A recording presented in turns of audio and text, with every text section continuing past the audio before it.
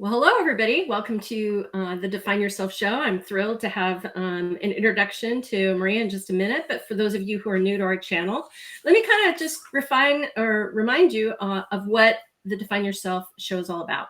So my Seidel method motto is don't find yourself, define yourself, and go beyond. And this show is about people who have a story to share about transformation in their lives, whether that's business, career, or personal. And because we are whole human beings, we bring our whole selves to work. I really enjoy speaking with people who have experienced transformation and kind of digging into what their journey was all about so I can learn and become inspired. And I know your next person will be very inspiring because I know her story. And I also wanted to remind yourself, to remind you that defining yourself is really a call to action. It's for each of us to really think deeply about what we about defining what we value and building our character to add values to others and go beyond. So let me introduce you to Maria Mayer. So Maria is my co-author in our about to be published book on The Influence Advantage. So we've been hanging out for well over a year now. It takes longer to publish a book than a baby, and Maria knows because she's got 4 of them. But let me give you a little bit more background about her, how she understands and has lived transformation firsthand. From navigating life after the collapse of communism to building a thriving career in the area of personal growth and development, she's learned that resilience isn't just about bouncing back, it's about leveling up. She's armed with a master's in business management. She's been mentored by world-renowned experts like Paul Martinelli, John Maxwell, Robert Cialdini, to name a few. Her journey from government roles to higher education to launching her own company reflects her belief that personal growth is the foundation for lasting transformation. She's now a New York certified WBE business owner. She partners with organizations to create high performance cultures and to develop conscious leaders. When she's not coaching and speaking, I mentioned she enjoys family adventures with her husband and 4 children. And she also gives back to nonprofits. So this episode is Imagine, Step Up, Believe, and Achieve. And welcome, Maria. Thank you, Ellen. Thank you so much for having me here. It's truly an honor to be with you, spend some time, and share my experience with your audience. So thank you. That's awesome. So let's kind of dive in and we can kind of see where the conversation takes us. But I know that there's kind of a sobering story in your background where you had a pretty serious health scare. Can you maybe share what happened and how it impacted you? Sure, yes. So it was just totally in more details I share in our book, the upcoming book that you mentioned, The Influence Advantage. It was totally, I would say, a blessing in disguise, just because it happened totally out of nowhere. I absolutely was living a normal life, healthy, no issues, never had any surgeries. But during one of the family visits, quite a few years ago, I decided to do dental work just to save money. And I heard from my friends that it's cheaper to fly overseas to have dental work done. So I decided to go and have my mouth checked. And serendipitously, the place where I needed to go have an x-ray was closed. And the receptionist said, "Oh, you can just go across the street here. There is an MRI center, and it's the same thing, just even fancier, maybe a little bit more expensive, but you'll get the same thing done there." And I was like, well, considering I'm flying back in a week, let's just get it over with. So I had an MRI done, and over there, the technician back then, they didn't have rules about privacy and what they can say and what they can't say. She pulled me out and she said, "Honey, do you know you have something in your head?" And for me, it was like a thunder in the clear sky. I was like, "What? What are you talking about?" She said, "Oh, you have some small peach-sized something, but the doctor will tell you later." And the rest is just history. It was very traumatizing, scary. The next couple months was like a roller coaster ride because I was so anxious to find out. And long and behold, I learned that it was a tumor, but the blessing was that it was a sleeping, hibernating tumor that typically doesn't turn on until the patient is in 40s, 50s, going through some hormonal changes. So for me, considering I explored it and discovered it very early in my 20s when I just had 2 kids and was just a young mom, no symptoms, it truly was a blessing. And that blessing changed me because I from that moment on, I decided that tomorrow, I realized actually I had this moment of realization that tomorrow is absolutely a guarantee to no one. And we have to be extremely intentional today and create our today, not wait for tomorrow to come. And from then on, my motto is to be a river, not a reservoir. And I love to serve and add value to people and help other people become extremely intentional and create new results or achieve their dreams. Wow. That's just, yeah, that is serendipitous. Wow. And this was discovered when you went back home, right? So we kind of alluded to your transformation story and navigating the collapse of communism. Can you tell the audience a little bit about like where you grew up and kind of your path to the United States? Absolutely, yes. So I was born in Russia, and my childhood was, I would say, very limited in terms of ability, toys, and just ability to go places, because during the collapse, everything was in high deficit, and I was about 10, 12 years old. And my parents, both hardworking engineers, had it was that the government didn't pay salary on time. So they had like a 3 months debt, in terms of their receiving their benefits and financial means, not to mention that the groceries were very limited in the stores. So I grew up in this limited mindset. Everything was in a big deficit and supply was very limited. And I still remember how my sister and I had to rush from school to get in line for the candy. And it was just 1 day delivery, and we had to spend 3-4 hours in line. And several times it happened that right before, in front of us, they ran out. And so that just kind of like survival mode, you have to rush and get things. Or I remember we didn't have any shampoo. There was a time that my mom said, you have to wash your hair with egg because we don't have any shampoo. And so just making things work with whatever you have and being creative and just kind of surviving and thriving was our motto. And looking back now, I would say that it made me so much stronger and just appreciate things we have. And creating abundance mindset is something that everyone can do and achieve, no matter what the circumstances or the past history is. Wow, that's amazing. And it was in your early 20s that you got to the US, is that correct? Yes, I came to the US. So I decided in 6th grade, I just fell in love with English, and it came out of nowhere. And I just felt like I was a fish comfortably swimming in the water, speaking English. And I told my parents that I would like to go to an English speaking school, which was on the other side of the city. I grew up in a big city. And my parents, of course, said, what do you think? Are you crazy? We don't have the money. The public transportation costs money. You cannot go there. It's an hour away on a public bus.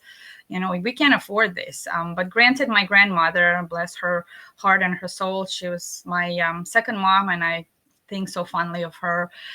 She's the one who supported me in this dream, and she talked to my parents and kind of basically we worked the plan together with her. And I started attending this English speaking school where we studied English literature, classical English, and technical translation. And then when I graduated from school, college career took me in just a general standard English language, but my passion still stayed. And I found some opportunities to work as an English tutor and a translator through the Chamber of Commerce. So I kind of wanted to up level and keep that English in a comprehensive level. And then later, little did I know that I married and I moved to the United States, and I've been here for 26 years now. Wow. 21 years, 21. Yeah. Amazing. Thank you for sharing. Sure. So let's transition. So you have a business called Step Up and Thrive. Why that name and kind of what drives you? So yes, the name again is stemmed by my general motto, life motto now, that no matter what, we have unlimited potential and we are fully equipped and resourced to create abundance in life. It's just a matter of us to see that and believe in that. And I reached a certain stage in my career when I felt stuck, and being stuck stinks. And I tried to create new opportunities. I decided to go for another degree, a master's degree, thinking I will stay in the higher education. But then COVID happened. And sometimes there are external circumstances that kind of are thrown at us, and we got to figure it out. And I would say, looking back now again, that COVID era was a blessing in disguise, because I realized I needed to pause my online second master's degree path, just because the situation was that everybody was at home and it wasn't doable. And that pause actually created an opportunity for me to come to realization that I was just moving on inertia. It's not something I was super passionate about. It's not something that my true calling was. It's just somewhere where I ended up and I felt comfortable.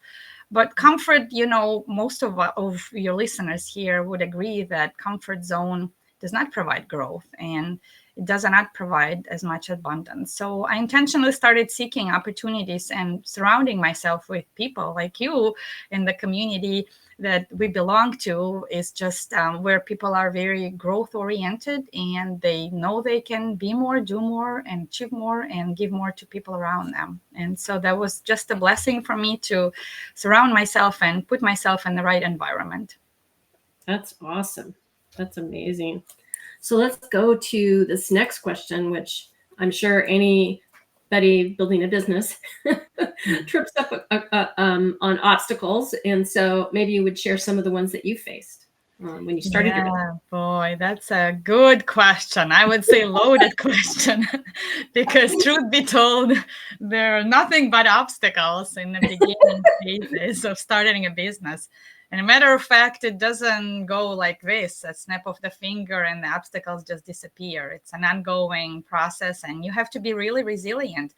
I would say first of all and foremost, it was the mindset, just the entrepreneurial mindset that you have to harness, because it's a you and you game. If it's not you, then who? And you need to really lead yourself first to create more. And if you feel discouraged, defeated, and like you can't do much, or just get lazy, nobody's going to come knocking at your door. So for me, perhaps in the beginning of my career was just positioning my business and branding my business and branding myself. People knew me attached to certain role, certain organization, and just going to networking events or Chamber of Commerce events in the beginning was kind of like, oh, wait, but don't you work, there? So it took a while to just transition and just myself to believe that I am not my past. I am not attached to the previous career growth, whatever my credentials are, but I can create, anything new that I want to create. So, and of course, another obstacle was client acquisition. It takes a while to build that know, like, and trust, and have people absolutely believe that you can help them solve their problems. And being a business owner, no matter what you sell, whether it's products or services, you do bring a solution. So harnessing that mindset that you are here to solve people's problems, that's kind of the key to mastering and honing into the mindset, the winning mindset, that you can create new results for your clients and you can serve more people. I have a question for you. Years ago, when Eastern Germany was getting reunited with Western Germany and communism fell, there was this really amazing interview of this woman who was explaining that she was not sure what to do because she wanted to go back to work, but who was going to do daycare and what would the government do? And I'm looking at it thinking, of course, through my Western upbringing, that's what entrepreneurism is all about. Open up the daycare. And this poor woman was kind of in her own box, and I'm sure I'm in my own box in a different setting, but I was just watching that thinking, isn't that interesting? So having grown up in a communism, in communism, what do you attribute that you didn't seem to fall into that limiting belief of, well, it'll be the government that solves this problem, not you as your entrepreneurial self? That's a great question. I think, truth be told, looking back and just thinking into this situation and scenario, I would say that, we all want to create better life, better future for our kids. And I look back at my parents, and granted, my mom lives nearby. She's quite connected to my family and we're very close. looking back at, and sometimes she still has that mentality of, the communism, Commonwealth, somebody will come and fix an apartment, somebody will come and do this. It's not my job to take care of it. And I'm not just saying about my parents, I'm just saying generally the societal kind of positioning and norms. Things changed big times. And in my view, looking back, that is actually the opposite of what I want to create and what I expect, because I lived with this and I'm a product of that time. And yes, my mom did a great job raising us, and many women still in Russia, there's 3 years of maternity leave when a woman becomes a mom, which is great. And the position is saved for her so she can come back in 3 years. That was a shocking truth for me, the reality here when I started my motherhood journey, because I realized that 6 months and that's it. That's all you can get. And then either you lose your job or you go back. And I still remember being in tears. I was crying because I couldn't picture leaving my firstborn at home with a babysitter, or paying even more than I made to just have someone take care of her. So it was a hard decision to make, but I decided to stay home. And I did stay home for 4 years, and then I went back to a part-time job. But it's really hard. And oftentimes, again, going back to your question, I think my motto, I do, because I've seen it, I don't want to have the repetitive the same scenario, and I don't want to raise my kids with the kind of mentality that it's expected. You gotta just somebody will help you, somebody will come and do it. You have to do it, and it starts with you. Mm-hmm. I hope I answered your question, Ellen. No, that was amazing. I threw that one out of left field, audience. So see how well-spoken Maria is. Thank you for that. No, I'm sure I have my own, blinders on, but that was just such an interesting time. And I was hopeful that, that society was going to have to, and at large, and those people were going to have to start to see everything as an opportunity, right? We're all in it together, and we're stronger together as a society if we're helping each other, which is, I think, I don't know if that's your raison, for being in business, but I know it's mine, is that, being in alignment with my purpose and helping others succeed is kind of where it's all about. Yeah, absolutely. So why don't you dive into some client success stories? We'd love to hear that. Oh, yeah, sure. Well, I mean, it depends. My company serves different clients one-on-one in the capacity, as well as teams and executive teams and groups at large. I would say, I'll share, when it comes to one-on-one, I love to work with people in a private setting, one-on-one, and usually my coaching sessions, majority of the clients prefer to do it via the phone, just because it gives them an opportunity to fully focus on what it is that they want to discuss and figure out. And one of my success stories was working with this woman who is in an HR world. She was an HR director at that point, and she found herself, the company went out of business, and she was at the job market. And she was trying to figure out what she wanted to do. And through the coaching series, we met at a conference, and she kind of expressed interest in the coaching services. And the biggest thing that we've achieved in these 3 months, and then I believe there was another extension for another 3 months setting, she had some big goals. And because she didn't know whether the road kind of split, whether to find another job or do her own business, and she wanted to become a mom. And literally 6 months later, she texted me and she said, I can't tell you my great news.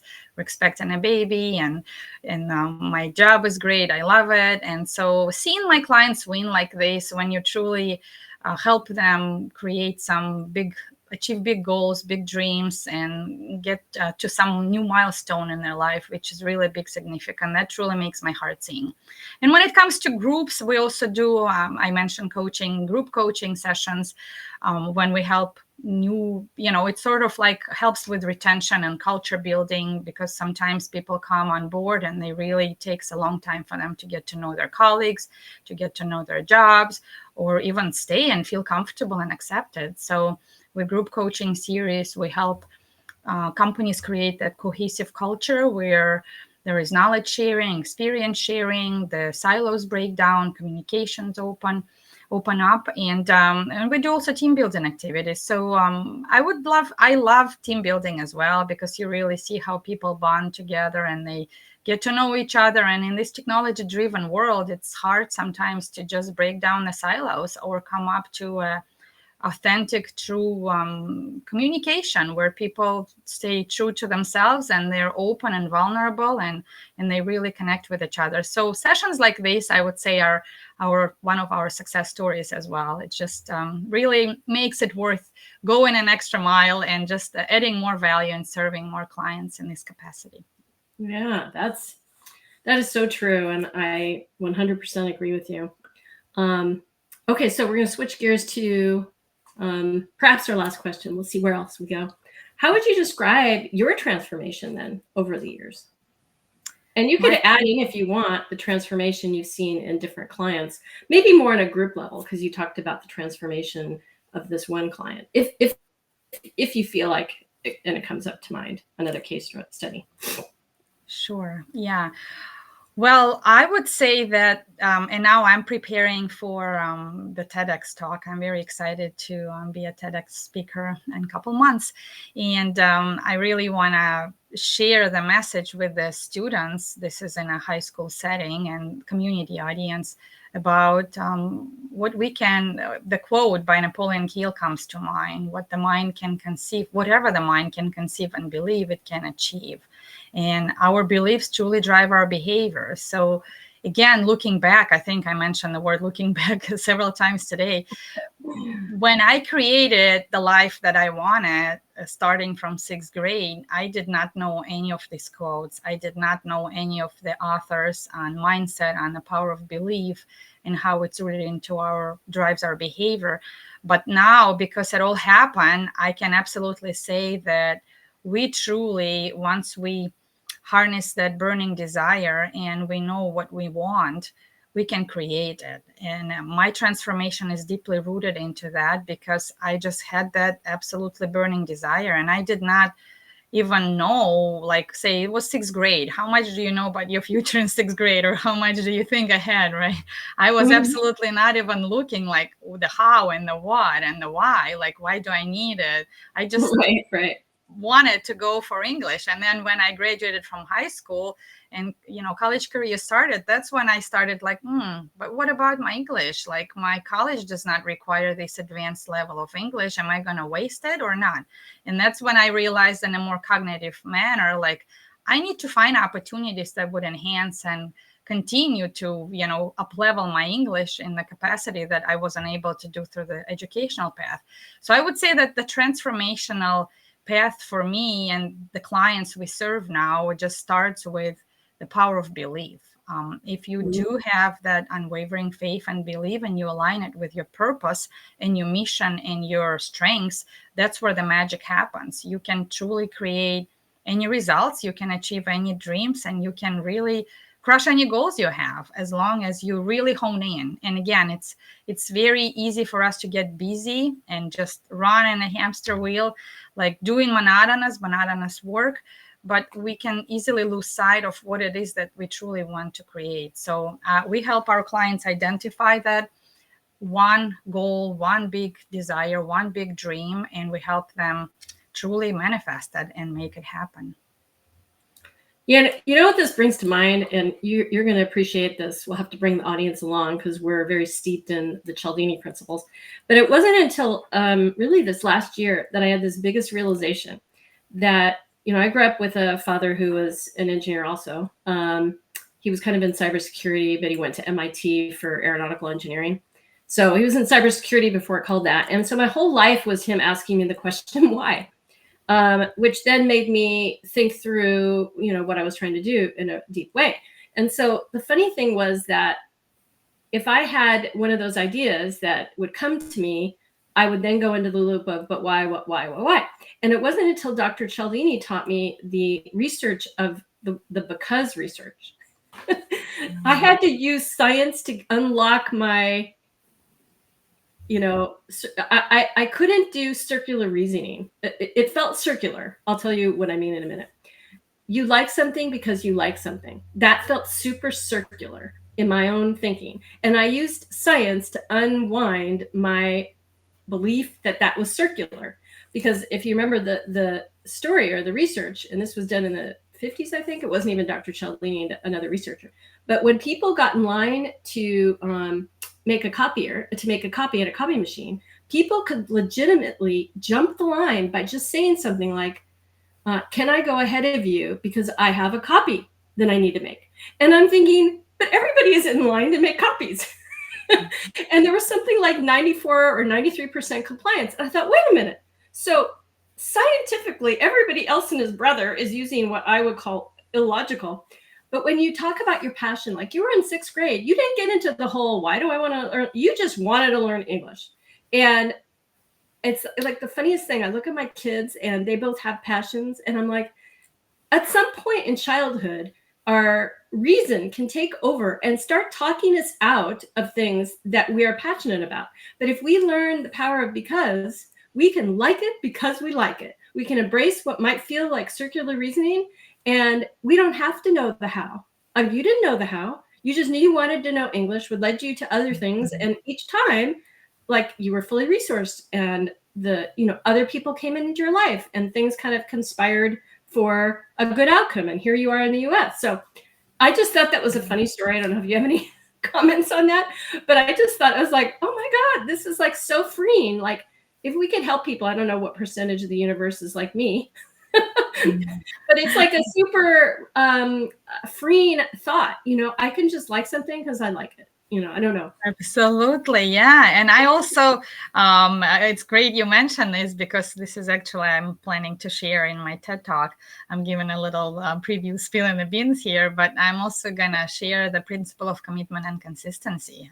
It's so powerful. And when we make these active public commitments, announcements, and that's part of the reason why I stayed in the game. It wasn't all wins and happy moments when I started 6th grade. I was a failure. I was literally failing the first 7-8 months, and I thought I would get kicked out because my level was nowhere near to the level that all the students were. And the principal called me several times and said, what are you going to do about it? And I remember sitting and crying and doing my homework and grinding the stone of trying to harness English till like 2 or 3 o'clock in the morning. But because my commitment, and it was me who made it and insisted on that, I just stayed true. And I was like, I'm going to figure it out, no matter what it's going to cost me, no matter how hard it's going to be, I'm going to just figure it out. And it was hard. Looking back, I still remember all the sleepless nights and tears, but everything's figure outable. And another Cialdini's principle that's very powerful is commitment and consistency. That once we say it,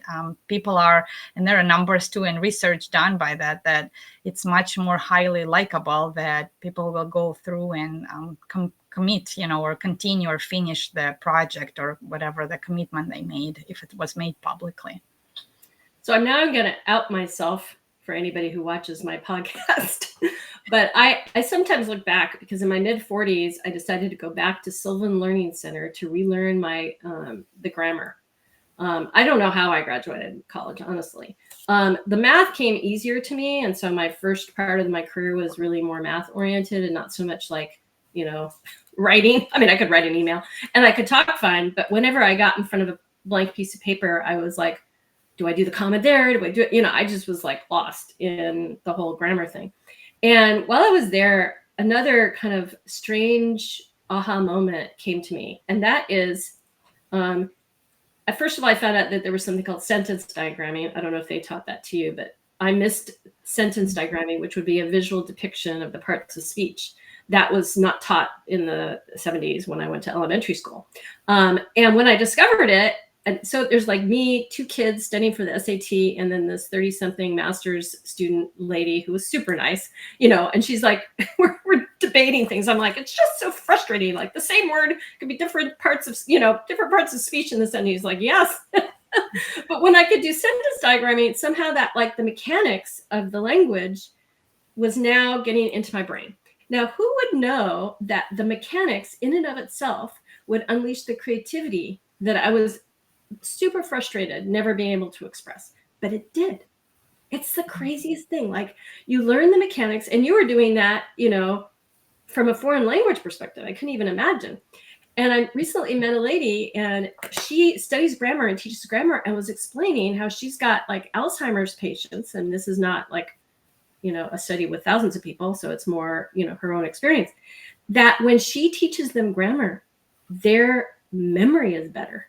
So not only was I unleashing this ability to, write and in a good way and express my thoughts, like other people are having amazing,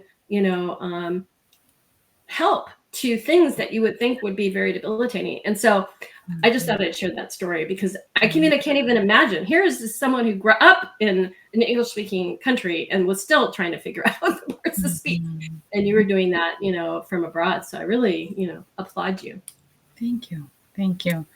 Yeah, I would say my problem was also the punctuation, because commas in the sentence and constructing the sentence is quite different when you write it in Russian versus English. And when I started working here in the business setting, it was challenging to even figure out the computer, because operating system is very different. The layout on the computer is different. And then typing an email took a little while to readjust, because the whole etiquette, the business etiquette and is different. And, the commas and the punctuation was different too.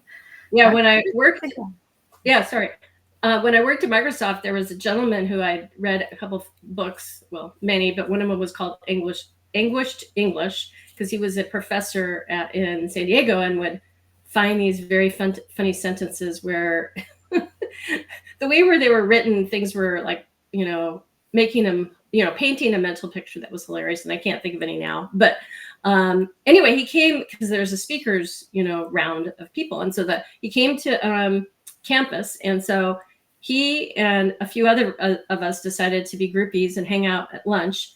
And I'm asking him about the Venn diagram for the parts of speech. He goes, he was a punster of the year.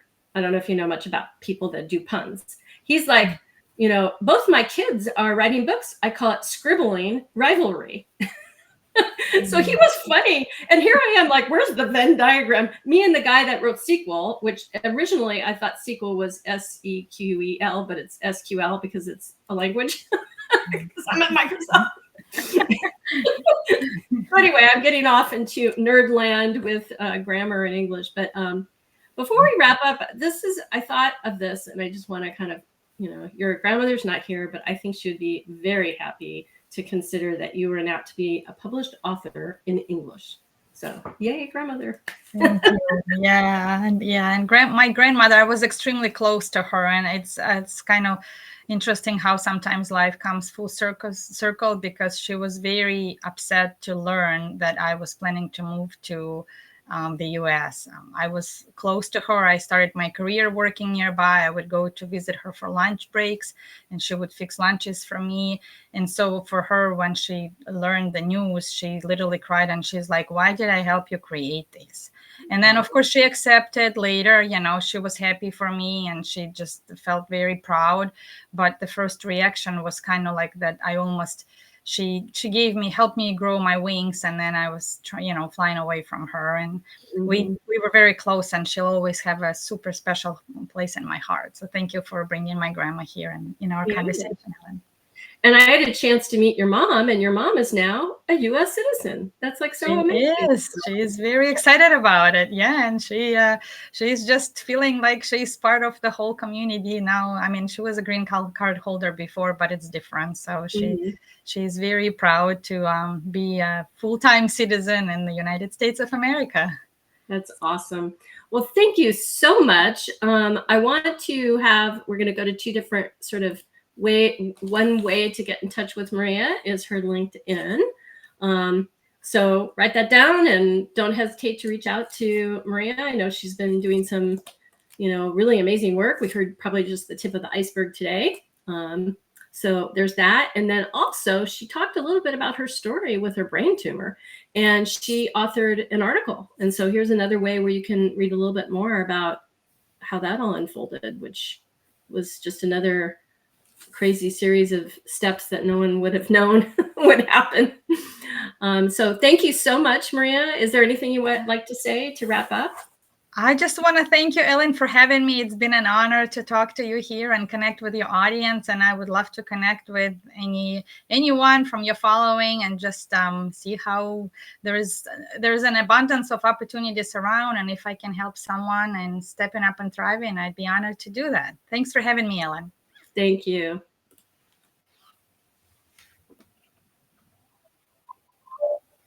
Are we done, Ellen?